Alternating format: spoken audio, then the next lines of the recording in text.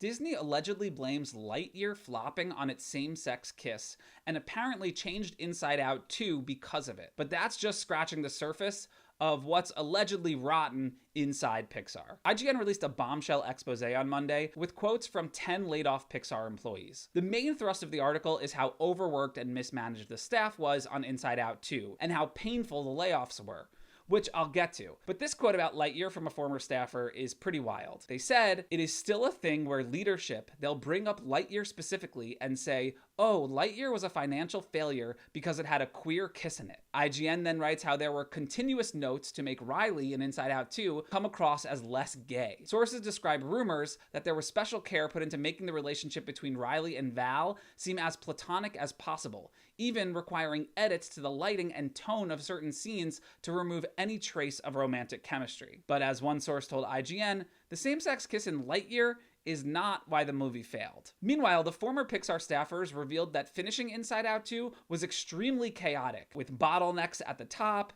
and some described the last few months on the projects as a shit show that required all hands on deck, working weekends, and late night hours. And then when the movie was mostly wrapped, Pixar laid off 14% of its staff, and those people who worked tirelessly on Inside Out were not entitled to bonuses when the movie did well. One former employee said, "To be told by our HR reps that we were not going to qualify for that bonus felt like an ultimate FU from Disney." One worker said they sobbed when they heard they wouldn't get the bonus. Another person pointed out the irony in Disney championing a movie about mental health only for them to have their health insurance stripped away. And another said, quote, "Disney invested $1.5 billion in Fortnite. 1% of that 1.5 billion would have saved all our jobs." And here's what one source said about the culture at Pixar right now. "Everybody feels like the executives are really just acting in a fear-based way.